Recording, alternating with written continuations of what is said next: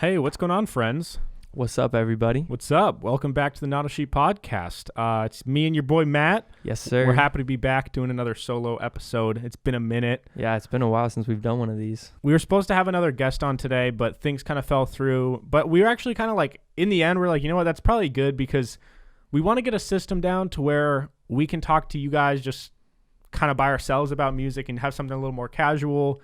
We're still trying to figure out the best system, I guess. Yeah, because I want to make sure when we have guests on that we're like making it about them, because like it's not every day we get to talk to certain people, so it's like we want to learn as much about them as possible, but with these solo ones we can kind of talk about whatever we want. Yeah, and I think that if we interview someone every single week, it's hard to kind of talk about anything other than them. Yeah, because it's a little weird if we're going to interview someone that has an upcoming project and then just spend 30 minutes talking about why we love Selena Gomez or something. Like, right. It's a little disrespectful to them even. So we're excited, but Matt, what's been going on? How's your music been going? It's good. Just getting things ready for 2021, although I still might drop something before the end of the year. So A single, an EP? Probably a single, maybe two, but Okay. that's the most I can promise or Okay. even say. But yeah, what about you? What have you been up to? Been working a lot on PIMS, which I know a lot of you guys, not a lot, a few of you guys who have been listening to NAS have actually checked that out. So thank you a lot to go listen to Peak to Middle School. It's all linked below. But doing that stuff, been listening to a lot of good music, and there's a lot that is coming out tomorrow, actually. Yeah. We got J. Cole with I think it's a single. He didn't really specify what it is. Maybe it's another double single, which would be cool. Yeah, so J. Cole's got some music coming out at midnight. Jack Harlow has his debut album coming out next week, but it's like his fifth album. Yeah, and it's also featuring like the What's Poppin' and the What's Poppin' remix. And What's Poppin' came out and then it was added to his last album, so it's like so that album came out and it wasn't on the album originally. So it came out. No. So What's Poppin' came out. I don't remember when. And then like a few months later, Sweet Action came out with What's Poppin' as the first song. Yeah. And then like now he's releasing this album with What's Poppin' and the What's Poppin' remix.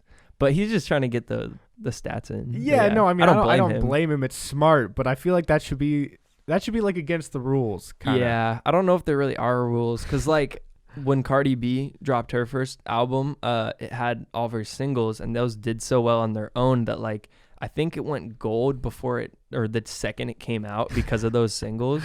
I don't really know how the stats work on that, but like that's how it works apparently. Yeah. You know what I bet would actually be a very successful marketing thing is if, let's say Lil Wayne, for example, if he just took his 15 most popular songs of all time and just put them in a new album, but like there's no new songs. It's just one song from a bunch of random projects, and it's like the Lil Wayne. So like 15 the greatest hits album. Yeah, basically. Do those stats count towards it? What do you mean? So like, I mean, Eminem's released the greatest hits album before. Wait, really? Yeah.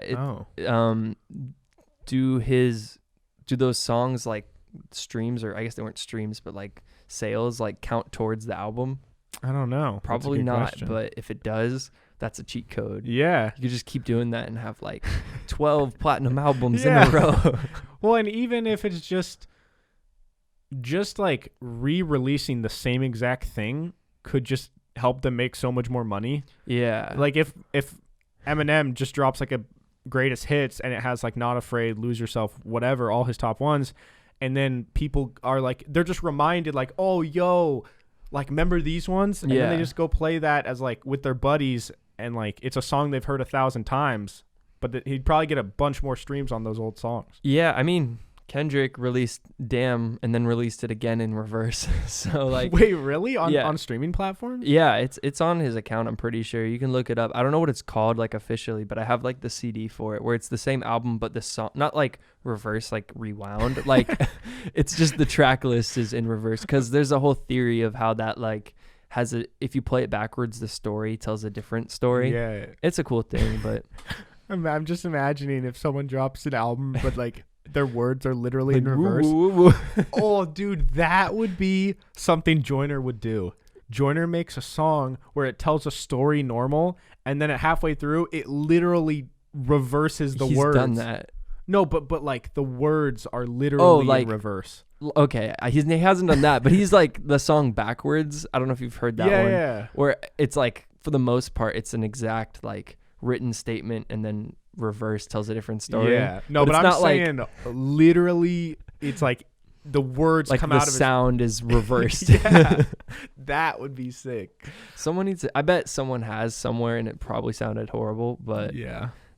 you know, Hey, Matt, there's a first for everything. maybe I should jump on this.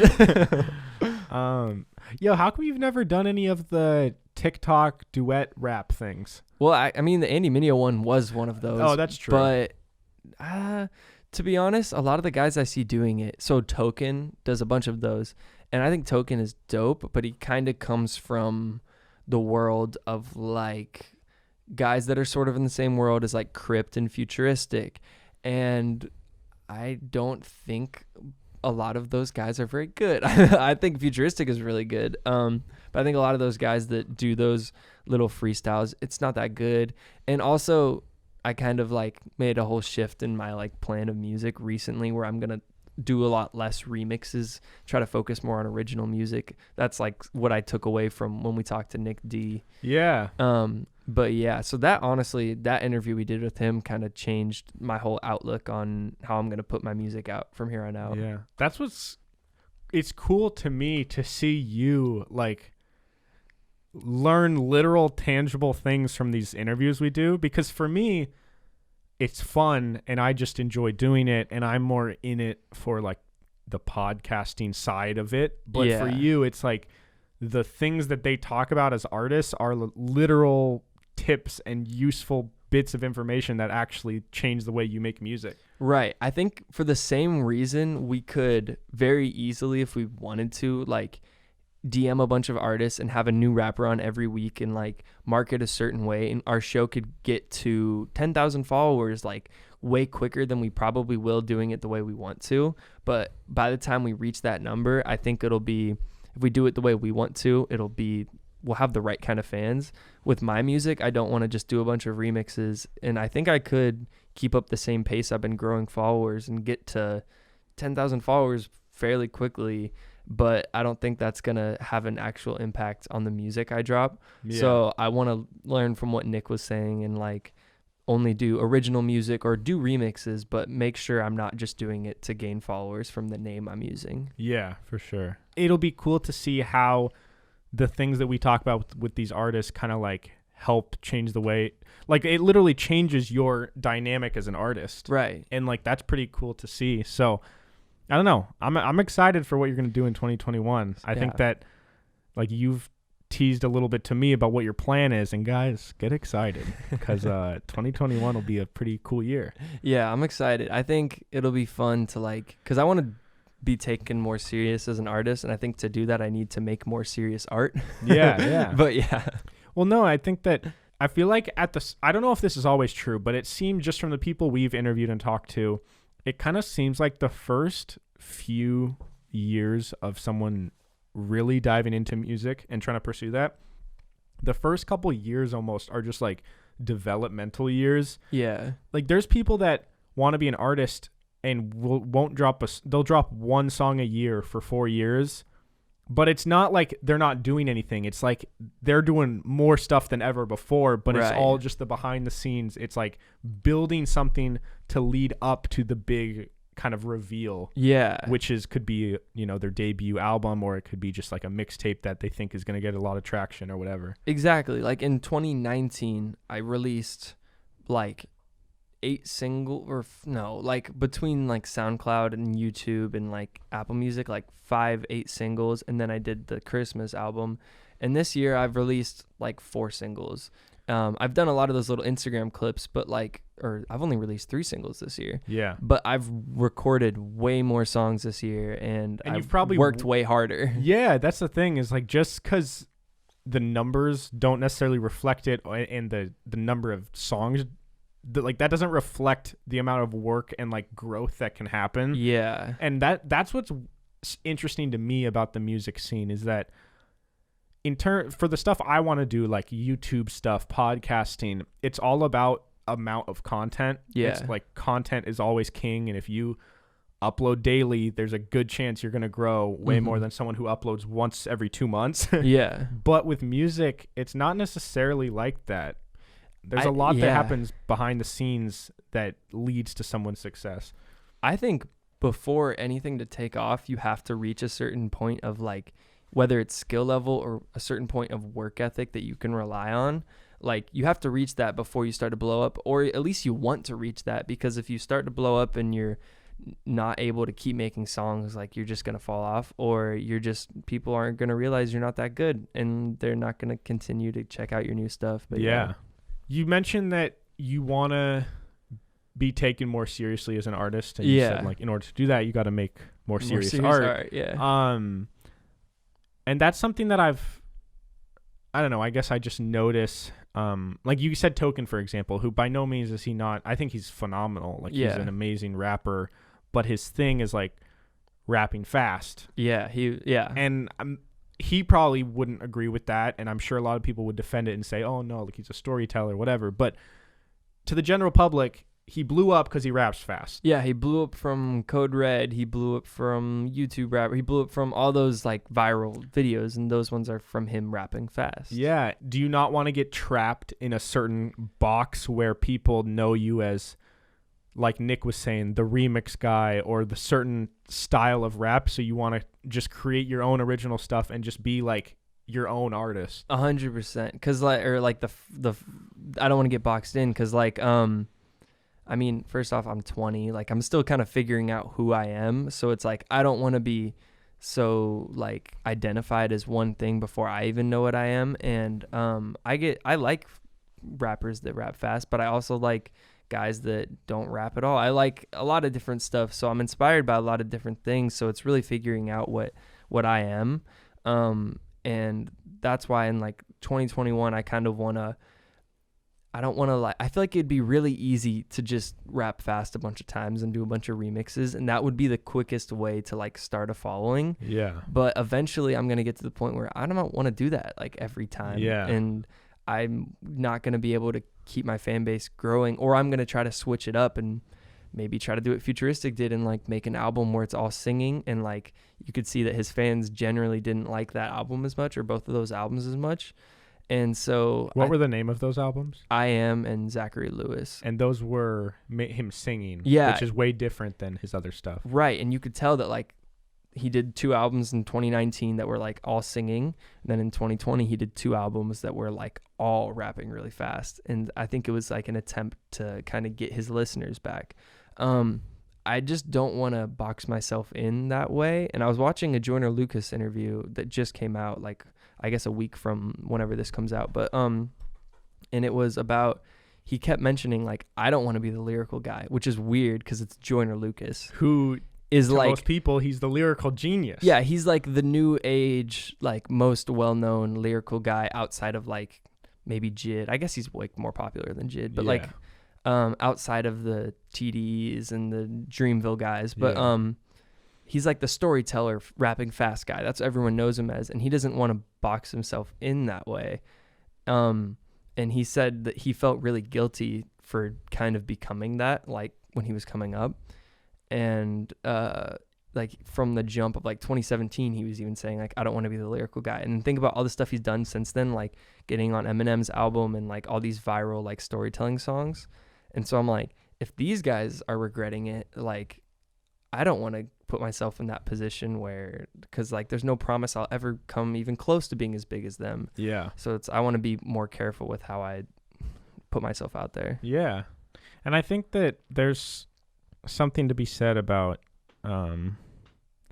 really having a diverse catalog. I think is like pretty big, at least from what I've seen in recent years. I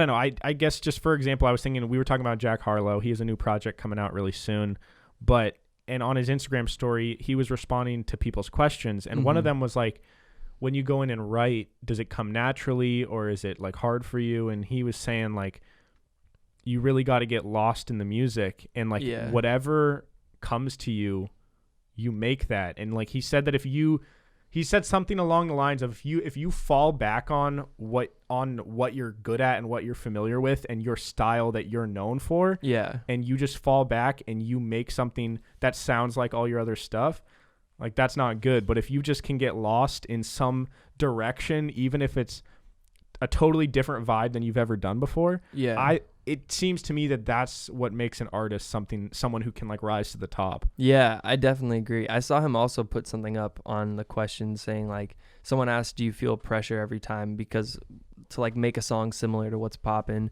he's like, yeah, I do, but like that's what I'm battling with, is like if I do that, it's not going to be like real. And so like I don't have a lot like of like I don't have any popular songs. I just have some videos that have done well. And so it's very easy right now to just like, okay, my Andy Mineo video did well. I was rapping fast on that. Let's do it again. Futuristic. Let's do something similar to those videos. And I don't want to box myself in before I even get something started. Yeah, for sure. Yeah. I like that. I'm excited. So who else has got music coming out? So J. Cole is, when we're recording this, or it's already out on the Monday when you guys are listening to this. So J. Cole has music coming out at midnight. And who else? There's a few other people I've seen. I saw Sia is dropping. I don't know if that's tonight or what, but. And then Shawn Mendes. Yeah, he's dropping too. I was just briefly looking through the Apple Music like upcoming albums, and I don't know if that's tonight. I saw Kevin Hackett was listening to that, and that's why it popped up. Yo, do you ever have a band or just a song that every single human on the planet knows, but then you've actually okay, I'll just tell you what happened. So I was getting a haircut today and I heard a song on the radio, and it was I've heard the song a million times and I never knew the name of the song or the band, but it's called I Write Sins Not Tragedies by Panic at the Disco. Okay. I looked them up because I wanted to like add that song because I heard it. I'm like, damn, that's a banger. I forgot about that song. And they're like mega famous. Yeah. And it just blew my mind because I don't know. I feel like a lot of people get so wrapped into their world of their genre of music. Yeah. And I respect people who I think have a pretty vast like music taste. Yeah. But not as much as some people. Some people know literally every band. They know every hip hop artist, all the country singers. Yeah. I'm not that deep, but it was crazy because I looked up Panic at the Disco. And they got 20 million monthly listeners, and they have like 10 songs with like over like 200 million streams. Yeah. And I was just shocked that I didn't even know who they were. Right. Yeah. It's like there's a whole nother world. And it's like, it's funny because I get so wrapped up of like just hip hop where it's like, I forget that like an artist like Jid is like super famous in like my book. He's like a top tier rapper. He's one of my favorite artists. And in all reality, like, obviously he's doing super well for himself, but like he's not that famous when it comes to like the music scene as a whole. Like he's not out, like I guess he was on an album that was like nominated for a Grammy, but like people that he'd be the equivalent to like some no-name band I've never heard of in a different genre. But yeah, someone like Cade probably has a band that's in his vibe, his genre, that is like an idol. And to him, they're huge, and we would like literally never have heard of them ever. Right. And I don't know. It's kind of cool. It gives you it brings you back to reality because you're like, all right. It's like that feeling of realizing how big the universe is. Yeah. And just, I don't know. It's cool because it shows you that like there's room for everybody. Yeah. You know, there's something for everybody. And I think that's also cool that you're kind of trying to just find your own sound and do your own thing, because the thing I've learned over the last couple of years is there really is every single type of music you can think of. There's someone that's making a living off of it. Yeah. Which is pretty damn cool. Yeah. And that's the, I don't remember who it is, but there's that whole motivational speech where it's like, whatever you love doing, there's other people that love doing it too, and find those people. Like, you don't have to just convert to what everyone is telling you to do. Yeah. And don't be a sheep. Yeah, not a sheep. Let's go, baby. Full circle. Yo, by the way, Matt has a bar in one of his, is it in 20? You reference? It's in 20. What's the line? What do you say? I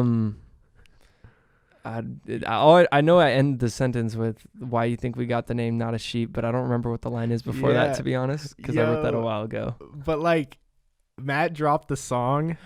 Always knew a normal life was not for me. Why you think we got the name Not a Sheep? Yeah. and Matt didn't even tell me that, and I was listening, and I just heard the line, and I was by myself, and I was just like, "Oh shit, let's go!" Yo, I have a dream. Listen. Maybe John has a lot of really cool dreams. Yeah.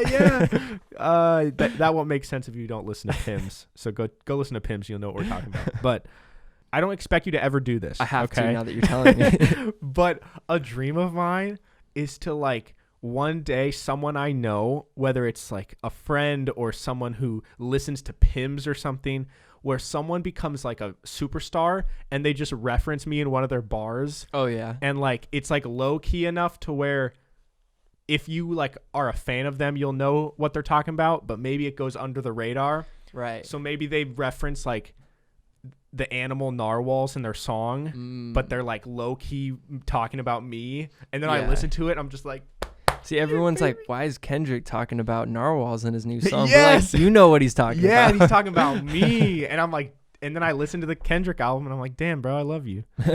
You know? I don't know. I think that'd be cool.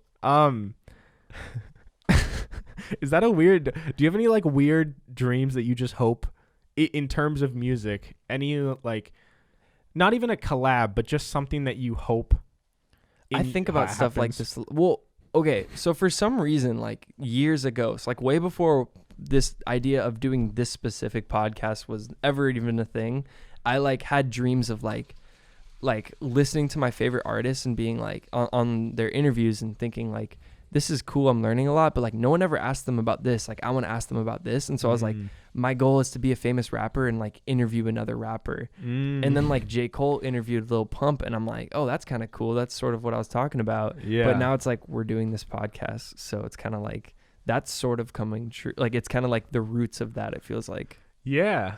No, that's super. And I think that interviewers don't, it's annoying when you listen to a podcast or an interview and you really want them to ask a particular question because you think it would be really intriguing, but they just don't have the right angle. Or it's like they don't, because most radio guys are interviewing so many people a day. It's like they're not able to dive super deep into every single artist. So like that's why I think it'd be cool if we were like the big like equivalent of an independent artist, but in the podcast like radio talk show world, where it's like we're just doing what we want. So like if we're interviewing an artist, it's because we like their music. So our questions are going to be genuine and not like just bullshit. But yeah.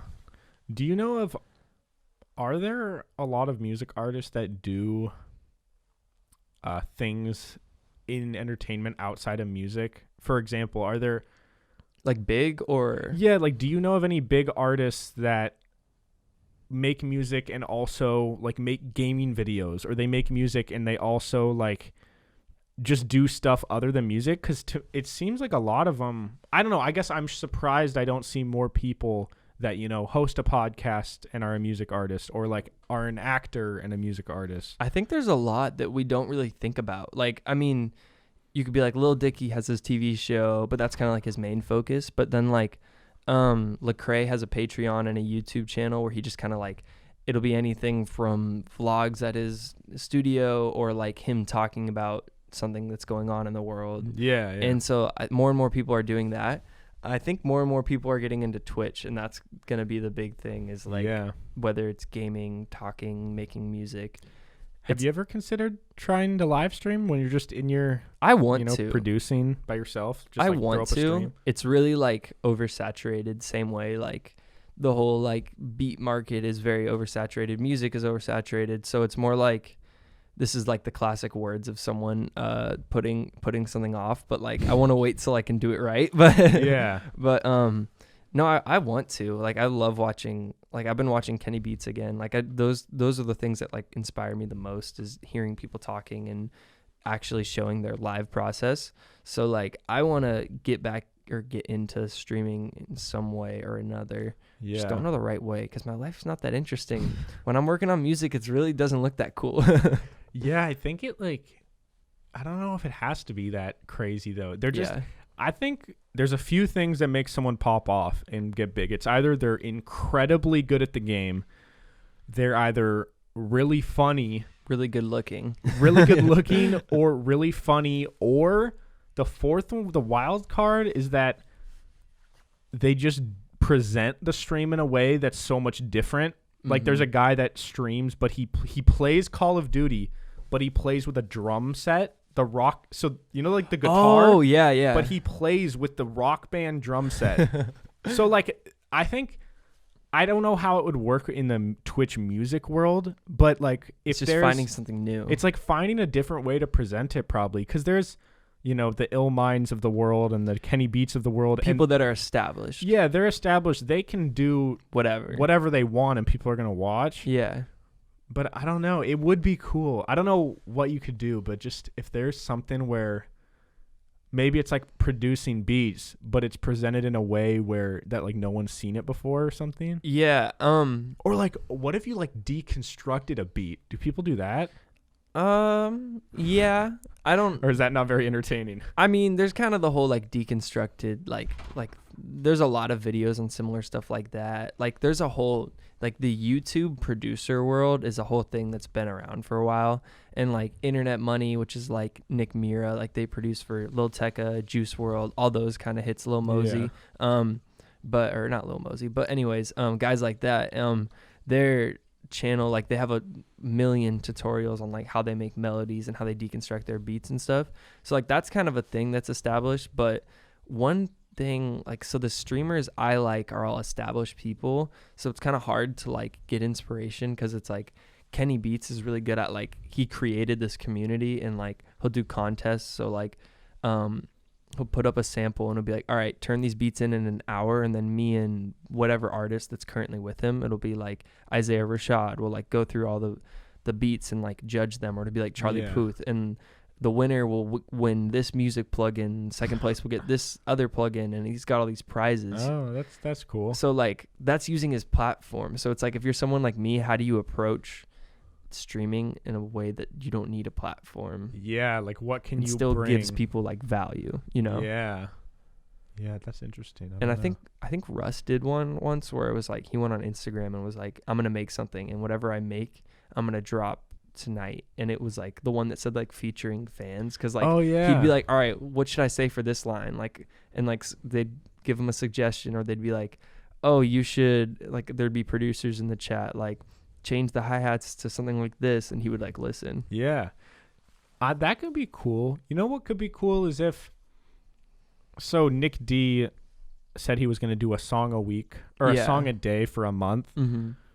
What would be cool that could be fun for live streaming is like, in the same way Russ interacted with the chat, where you could be like, all right, for every day this week, I'm going to make and complete a song on a live stream start to finish. Yeah. So you start at like noon and you start the stream up, and you're like, all right, guys, like whatever, we're going to like, and that's how you market it. It's like making a song live, and whatever happens by when I end this stream, like that's the finished song. Yeah. And like, obviously that's a lot of pressure, because like if it doesn't turn out well, you don't want to drop it. But it could just be something more casual, where it's like, I think maybe it'd be kind of fun to do like you could even drop it on TikTok and be like, oh, I streamed for 13 hours straight and like made this song or whatever. I don't know. That'd be fun. I think it'd be cool to like get some people in a room and be like, all right, like me, Cade, and like you, or someone that wants, like, we're like, all right, we got 2 hours, like from start to finish, we're gonna make a song and video and put it out. And it's like, I think it could be,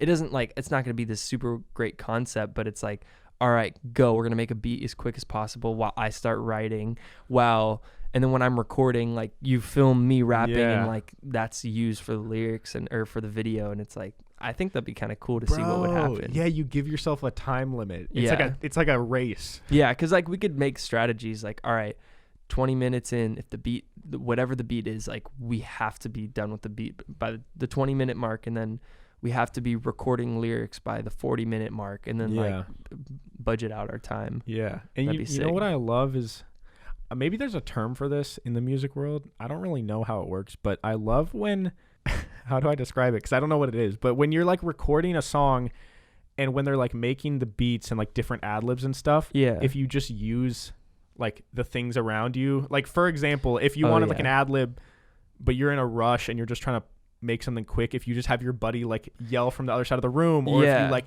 take a shoe and like hit it against a box, or like the really creative like weird sounds, like weird sounds that then mesh together to be a part of a beat. Those are always so cool to me because it's like super raw. But that reminded me that we might be brainstorming a viral TikTok live on the show, because this is good. I've seen a ton of videos going viral where it's these videographer accounts and they say, I walked up to this football practice and I asked the coach if I could film a hype video for their team. And it's like a little vlog of him walking up to a random school and just saying, yo, can I film for your team for an hour? And then he's like, here's the final product. And it's like a really cool video. We could do the same thing for music, where you're like, yo, me and my buddies had 2 hours to make a song and music video. Here's the result. And then it just like shows it real quick. Because I think a bunch of people have done the whole like, we got this amount of time, let's make a song. But like, no, I don't know if anyone's ever done like a music video with it too.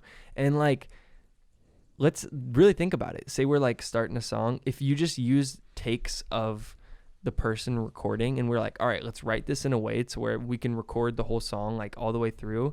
And then if you record that person doing their 5 takes, you have 5 takes of footage of them saying the whole lyrics. Like, you could make that's enough for that to be like one thing, and then just film a little random studio B-roll. Like that could be a music video someone talented could knock out in like 40 minutes. No, that'd be super interesting. That could be cool. Are there any artists that you know of that do kind of like what the reason I like Hobo Johnson so much? I know people hate on him. Say what you want about him. I like him, but something I've always liked is in his studio version songs, he'll literally sometimes leave in almost like mess ups.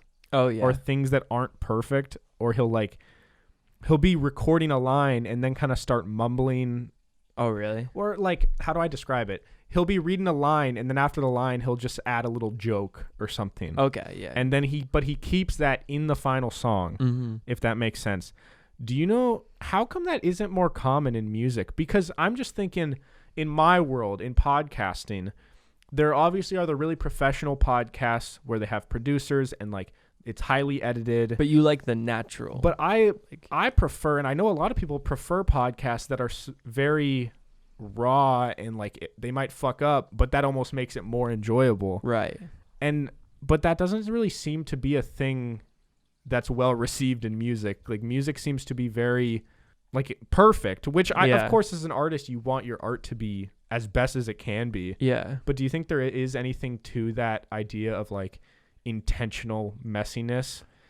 I think it's cool. I think like there's some examples I can think of, like Juice WRLD on one of his songs from his last album he did before he passed, but where he was like freestyling on the song and he like said a phrase backwards. It was like a common saying, and it was like, oh, like I messed up, but it's whatever, like I'm still the freestyle king or something. And it was like he kind of made it work and kept going, and I was like, that's kind of cool.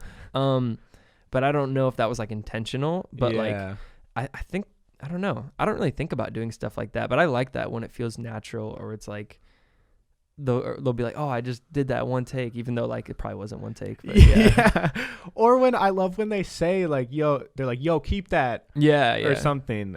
I don't know. Because if you write a song and then when you record, you read it off the phone. Well, like the way I record, I go kind of like either 4 lines at a time or 8 lines at a time. And I'll like loop it because I don't have anyone hitting play for me. It's just me hitting play. And then I set it up so it loops over and over. And I'll go for like, could be 5 takes, could be 30, like in a row. And those are the nights when it's struggling. Lines. Yeah, it gets really annoying. But I try to keep it in under like 5 to 10 and then keep going to keep like the energy going. Because if you just do the same line over and over again, it sucks. But then you can kind of go back and because I almost never keep my first takes, and that's probably just because I'm still developing as a rapper. Yeah. I don't have like my delivery down yet, but the way I do it, like 4 lines at a time, there's not a lot of room to kind of like, I don't know, like I don't really think about like keeping it natural. Maybe I should. Yeah. Do you ever feel like there is something lost when if you do a line 22 times? Yeah. Does it feel almost like at some point, does it feel worse than if you were just to kind of go in and like, for example, I'll give you a hypothetical. If you went up to the mic and you didn't even know it was recording, like you thought it was off, but you were just kind of going over it, practicing. Yeah. Sometimes I feel like that would probably almost come off better because the pressure of knowing that it's recording. Yeah. Does that ever like mess with you? It does. Cause I mean, and I see it happen to people I record with all the time. Like they'll sing a little practice thing and they'll be like, oh, that's dope. Like, let's go quick before you kind of forget it. And then they start and it's like, they can't like get it out that same way. Like just yesterday, me and Casman were recording a song together and, we were like running low on time and I'm like, all right, let's just get down the ideas you have written just so we don't forget them and kind of have a start of something. Yeah. And it's always just hard to get those first few lines out when you're not like warmed up or ready and in that sort of mind state. But to speak on like, so, okay, 2 songs I did that were very like recorded them a billion times and like kept re-recording and it felt so unnatural were the remix I did for Andy Mineo's song Shibuya Roll Call, not the one that like did super well, it was the one right before that. Okay. I recorded that a bunch of times and like hated it by the time I finished it. Did that with 20 as well. Like I recorded that song a million times. But 20's like I think it turned out one well. Of your, like best songs. I really agree. Like It's like one of my favorite songs, especially the ones I've put out. And it was because I tried to do something different and recorded it with like a live mic and was like standing in my room. And this is a dumb question, but what's that mean? So like a dynamic mic, like a literal mic you would use to perform live, like holding it up with your hand. Why'd you do it that way? I thought it would sound cool. I just got the mic and I was kind of testing it out. And the way I was rapping, I was like, I liked the feeling of being able to like walk, and it made it so I had to memorize the lyrics. I couldn't read it, and it felt more natural. But there was just certain stuff like I couldn't quite get a certain line to flow as well as I wanted to, and there was just certain stuff that I was overthinking way too much. Yeah. And then I like didn't record it for a few days because I spent like a week of recording it every night, and I'm like, I hate this, but I gotta get it done. And then took the day off, plugged in my other mic, and then realized I have these lyrics down like so easily and like knocked it out really quickly. And I was like, oh, like that's actually kind of dope. I like this now. So you ended up not using the live mic. Yeah. Oh, okay. But I might start adopting the strategy of like to get the lyrics down using the live mic, because you can. It's more fun. You can like turn the speaker on and it doesn't like feedback into the mic. But and then my song Crazy, that was like a natural like first few takes, like knocked the whole song out in like 40 minutes. Dang. And like I like that song was way more fun to make, so I want to do stuff like that. But that type of like energy is just, it's hard to get as like a bedroom producer living with your family. Well, it's just so weird as an artist where there's just certain days when the overthinking and the flowing creativity comes so much easier some days than others, where you don't even have to try. You can, like, a couple weeks ago, I recorded for Peak to Middle School. I recorded like what I call like a backup episode without Kyle. So it was just me, and Kyle wasn't even here, but I wanted to have a backup episode in the event that there's ever a day where something goes horribly wrong and we like lose the footage. I want to still have an episode that I could post if I have to. But it was just me, the camera, the mic in the studio. No one else was in here. And it was the hardest thing ever. I felt so stupid because I was trying to sit and talk to no one essentially for an hour. And it was harder than any other thing I've done, because you just get so in your head about the fact that you're recording and then you have to try and entertain. And like, I can only imagine with music, it's probably the same way. Well, I always feel like I need to be in like a certain mindset to start making good music, and you kind of do. But then I try to like get myself in that mindset. So I'd be like, oh, I'm going to go on a drive and like play some music and like get in the right headspace. And then you end up putting off like actually starting on something. And then it's like, but you just wasted a lot of time. Yeah. And it's like, I completely understand why some of the biggest artists have like constant yes men around them, because some people just need that to be in like a confident headspace to create. I don't think it's a good thing. What do you mean? Explain. I don't know anyone specifically, but like a lot of famous rappers, if you look at videos of them in the studio, they'll have like a bunch of people in there, and some of them, sometimes it's like a producer, but sometimes it's just like a guy to like hype them up. And like I understand why you kind of need to be in that like mindset of like, this is so good, like no matter what. Oh, so you're to saying even make you something think at they all. have those people there to kind of like reassure them that like what they're making. I'm not saying like every rapper has like yes men, but like I know that there's certain people that do, and it's like I understand that now, because sometimes if I'm trying to work on something by myself, like it can just be like so like I'm overthinking this, I'm not going to get anything done. And then it's fun sometimes to like when I go and work with Cade, it's a completely different like world, because he's the one running the session, not me, and I can kind of just sit back and give him my ideas and see where he goes with it. And it's a whole different like creative trip than if I'm just working on something by myself or with someone, but I'm the one running the session.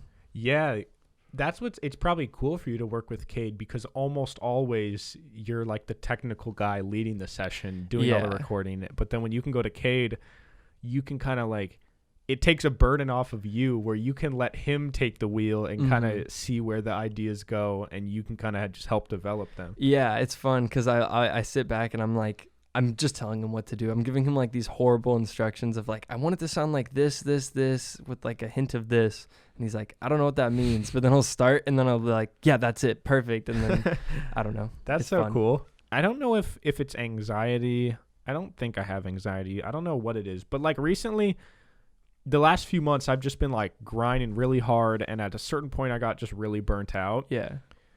But I almost felt like I had a lot of things that I could edit. And normally I've always been the type of person where it's like I'm always ahead of schedule, because like the voice in my head is calling me like a lazy piece of shit. Like, you better work. That's just how my brain works, is I always have to be working. But there's some times where it's like there's so much that I could do, or so much that I feel like I have to do, that I end up just not doing anything. Yes. And I just like put it off. For you in music, are you that way? Like, will you force yourself, like, today I'm going to record no matter what? Or if you're just have a day where you're really not feeling it, will you let yourself just like take a day off because you realize like you can't force this? Yeah. For me, editing is mixing. And so like last year when I was getting more into music, I was working with a bunch of people and I got very like, oh yeah, come over, I'll record you, like, I'll get you a mix like before you're even home. And I was like grinding like on mixing, and then like I just got kind of burnt out by the end of the year. But I leveled up like my mixing skills like a lot and learned a lot from doing that.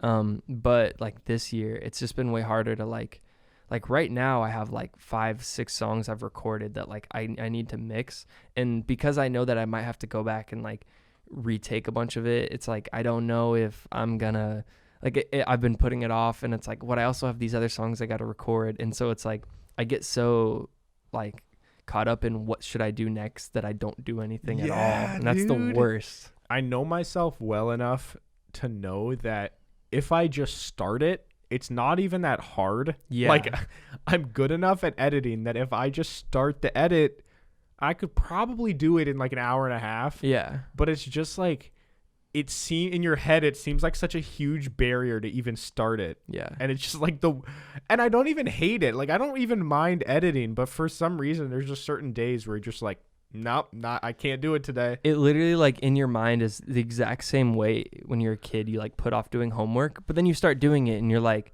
wait, actually, this is what I love doing. It's just not it's like my least favorite part of what I love doing. Yeah. But it's like, I think our brains are just so like, we try to make everything like something we already know. And for me, it's like, I know school. So like, I know, like to me, mixing is like doing homework, even though I enjoy doing it. So in my brain, I kind of treat it that way. Yeah. I've never thought about that.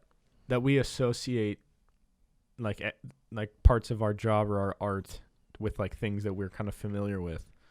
Yeah, that kind of makes sense. I think that's just how people work, is like we feel like we know everything, or we feel like to understand things we have to make it like something we already know. Yeah. Do you feel like you creatively, do you give yourself kind of leniency with your art, or do you, in the sense that, do you force yourself like, I gotta record this thing this month, or I gotta get X amount of things done? Or do you kind of like, are you harsh with yourself when it comes to your art, or are you like, it'll come, like I gotta be patient and like listen to what I'm feeling, and like, what's your approach to it? I'm kind of a mix of both. I feel like I'm pretty harsh because like, which is good and bad. It's good in the sense of like October is when I've really got into like I was recording every day and was like, I feel like it's a very like, recording to me is like a skill where you can get rusty really easily. Mm-hmm. So like once I kind of got in the groove, I was like knocking stuff out left and right, and I was like, I got to keep this going.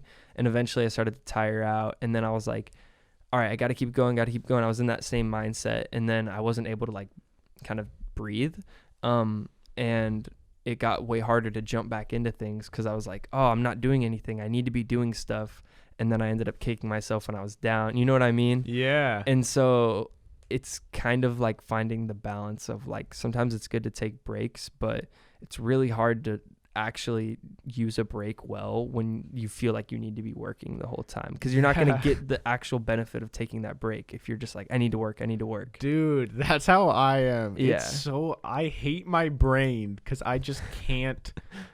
I literally don't know. I don't think I have the ability to relax. Yeah. Even when I think I'm going to relax and I say, all right, Saturday, Sunday, I'm going to do nothing. Mm-hmm. But it's like the whole day I'm thinking about like, I should be editing, or like I could be recording and getting ahead of schedule, and like those things. Then it just tires you out even more. Mm-hmm. I think it was Nav that tweeted this. I don't follow Nav, but someone I'd follow retweeted it. But it was like, I don't understand who people that don't have their life together, like how they relax. He's like, I wasn't able to take a vacation until like after I blew up and like kind of got my life together, because like it's a waste of time if you're not actually relaxing and resetting your mind. Yeah. But yeah. So I feel like it's easy to get caught in between, where you're either not doing anything and getting more stressed, or you're doing too much. But yeah. Recently on Peak to Middle School, Kyle and I both did personality tests. We did an episode where we did his test, and then we did one where we did mine. Mm-hmm. And for a long time, I always thought those personality tests were kind of similar to the astrology signs. And I thought they were all kind of bullshit. And like, there's no way that like these questions can tell me about myself. But I swear, if you guys look up 16 personalities and take the test, it is weirdly accurate. Okay. It's like a long comprehensive test made by psychologists, and it's like, it's legit. Mm-hmm. But there's 16 general personality types. And I honestly believe that a lot of artists, I think you and me are really very similar in the way we approach what we want to do with our life, kind of. Yeah. And I wouldn't be shocked if you and I were in like the same a similar category. Class or whatever it's called. Yeah. Yeah. And I think that a lot of artists probably are in the similar class that we would be in, because I think that, like, relating to that tweet you said, like, how can someone who doesn't have their life together just like relax? Yeah, exactly. I think that a lot of people just view the world and their life in an entirely different way. Mm-hmm. Like, to me, I'm not okay with, I will not accept like not being great at what I do. Mm-hmm. Like, to me, that's like the worst thing in my life. Like, I don't want to be average in anything. And it like eats away at me if I'm being lazy and stuff. But then there's other people that when they think of their life, they don't even have any desire for that at all. Like, that doesn't even cross their mind.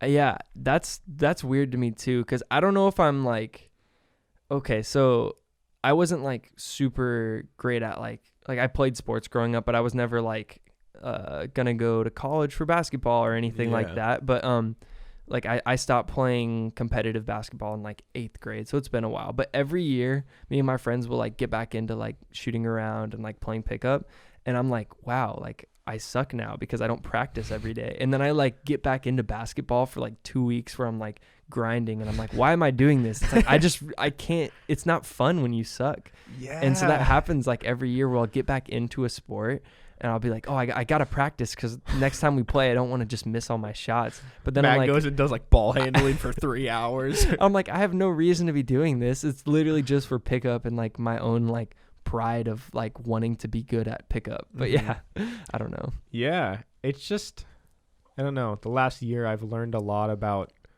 learning to come to grips with the fact that people view the world and their life and value things way different than you do. Yeah. And just because like you think something is the right way or so you should act this way, you should work hard or whatever, there's a lot of people that just like don't feel the same way. Yeah. And it's hard. It's annoying when like you think that the way you view the world is right. Yeah. And other people don't get it. Or at least like makes sense somewhat. Yeah. Yeah, man. Yeah. That's the thing. No matter what the topic is, I think everybody can get better at trying to understand other people's views. And that could be inserted to whatever topic. But yeah. That's one of the coolest things about music to me is hearing a song about a topic or a story that I maybe like didn't really care about or didn't get, and then hearing a song, I'm like, damn, that's fucking crazy. That's why I feel like I got into hip hop, because it's like, I mean, I'm a white kid from the suburbs. Like, I shouldn't be relating to most, like, I don't know, Kendrick Lamar albums. And it's not that I'm relating, but it's like the story is so like unique and like it's so like eye-opening to listen to that I think it's a good thing that like hip hop has become so big and so many different perspectives, and kids like me are just going to learn from that. You learn a lot. And that's why it's so dumb when someone, I don't know, I hate when there's like egos involved in, like, I don't know, if someone likes Logic or something, or like if you're like, oh, Kendrick Lamar is my he's my biggest inspiration. There's going to be someone who's going to be like, oh, like, what do you know about Kendrick? Like, I don't know. But I just hate all that because I think that everyone can learn something and appreciate something about any artist. I think the most annoying thing for me is in any, whether it's sports or music, is bandwagon hatred. Like I don't care that much if someone's like always just into whatever artist is like hot at the moment, because for the most part, not all the time, I mean not even for the most part, but a lot of the times an artist is like popping off at the moment for a reason. Like whether or not they make great like unique music, like it's for a reason people like it. But I hate when people are just like, it's normal to like the fact that if we were to say something about Russ right now, we have to put a disclaimer. Like we have to be like, so say what you will about Russ, but this song was pretty good. Like we have to say that, or else like, I don't know, we'll get someone commenting and it's so dumb. Yeah. That's why it's so important to me now to just avoid social media at all. Not always. I use it a lot, but I mean, I really try and approach it with a different mindset, especially since I've been doing podcasts and putting content out for like many years now. Mm-hmm.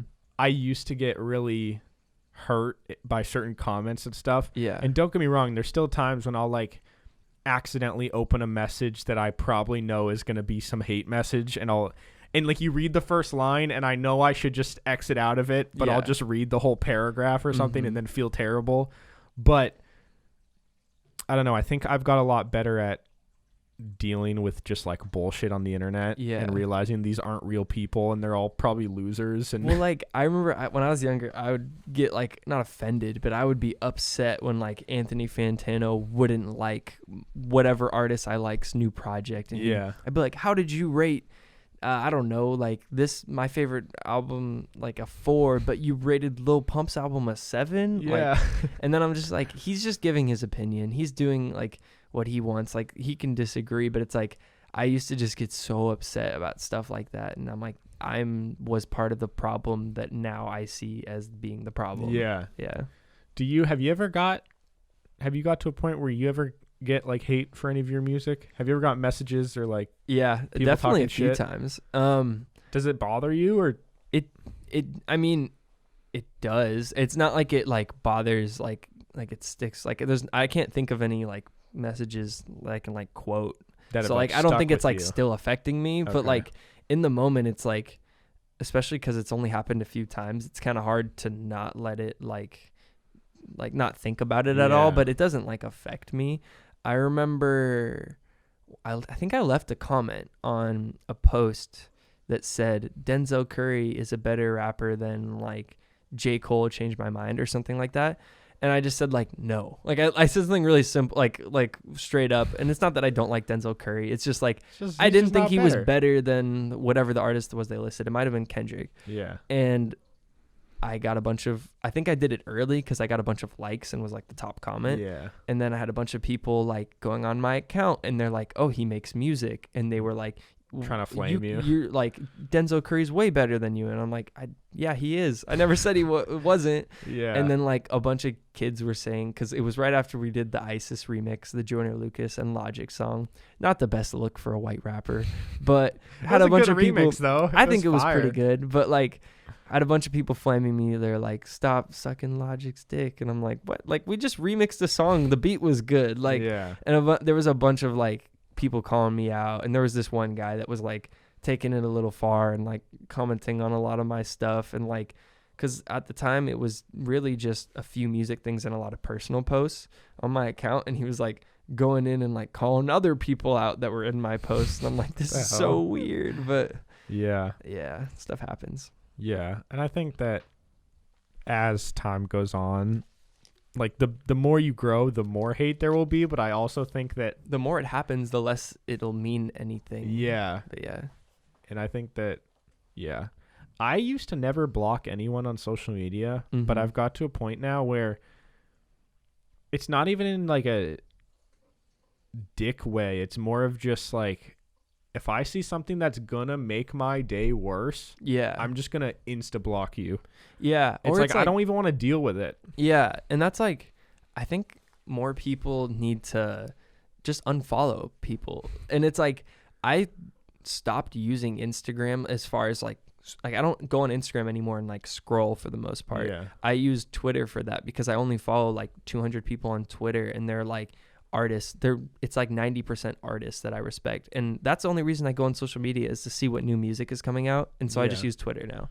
But I think more people just need to, if an account you follow doesn't make your day better, you should just unfollow them.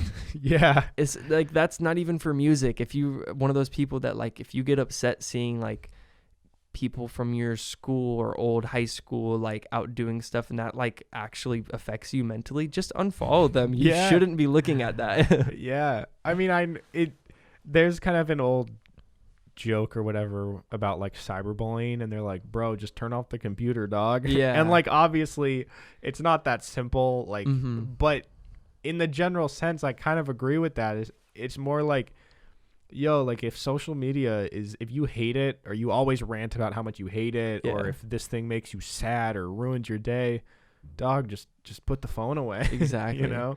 And I'm trying to get better at like using social media, like posting on the podcast, but like then not actually scrolling and just it's getting away with hard, that. dude. Yeah. It's so addictive.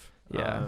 Oh, we didn't ever really finish talking about the new music coming out tonight. No Big Deal, I think, has like an EP, a short little like Christmas project. Excited to check that out. Okay. Levi. Did our boy Kevin do the cover art? Oh, Didn't he I do know he one? did the cover art for his single for Oh, that project. okay. He might have. I didn't look, but I saw that like minutes before we started this recording. Yeah. But what was I gonna say? Levi and Channel 62 have an album coming out together. I wonder if Channel's gonna be rapping on it or not. He rapped on the single that came out, right? Or was Well, it a that was different for project? that was for his solo project. Okay, That's yeah, him yeah. rapping, and so they both did solo albums, and now they're doing their album together. So that'll be cool to see.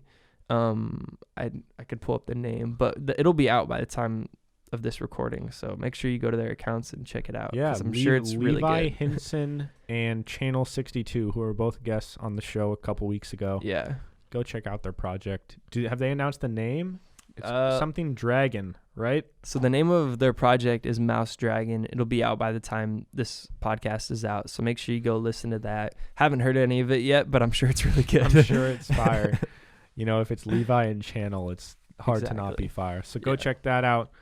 But I want to turn the show more into kind of like just more personal to where people can connect with us and feel like they just know us as well as the music artists. I don't want to give out the perception that we think we're like these music like gurus and like I don't think I have good music taste at all. Like we had this conversation with my brother like a week ago and he was kind of like roasting me for my music taste and I'm like, yeah, you're kind of right. Like I don't have good music taste. I just like talking about it and I want to give artists a platform. I want to create our own platform to give people a platform. Yeah. And so I think we're still trying to figure out kind of the best system in terms of uploads and, you know, with social media, I definitely want to get the page more personal and just more involved, I guess, with the listeners. And I'm sure that'll come as we continue to grow. But thanks for sticking with us. Hopefully you guys enjoyed this episode. Oh, and before we go, I want to say, Kevin Hackett, if your EP, we're coming up on the end of December. Is it dropping? Yeah, Kevin Hackett. When's the project, Kevin Hackett? Whoever's listening, you guys should DM Kevin Hackett and just ask him what's up with the project. Is the EP coming or not, because he said it'd come out before the new year, so we're waiting. Time's coming up, bro. If you can spot Kevin Hackett on the new Andy Mineo cover as well. He's one of those little heads on the Happy Thoughts cover. Cool. Well, Matt, where can they follow you? You can follow me on Instagram and Twitter at @TheMattMog, and yeah. And new music, maybe? New music, definitely before the new year. Okay. Hopefully. Just like Kevin Hackett. Yeah. But new music coming in January too. But yeah, just look up Matt Mogg on Spotify, Apple Music. Sweet. You guys can follow me at Hey Narwhal on Instagram, Twitter, and TikTok. You can check out our other show called Peak to Middle School with me and my buddy Kyle. And there will be some pretty cool guests in the coming weeks that we have a couple booked already. So be on the lookout, and we'll see you guys next time. Peace.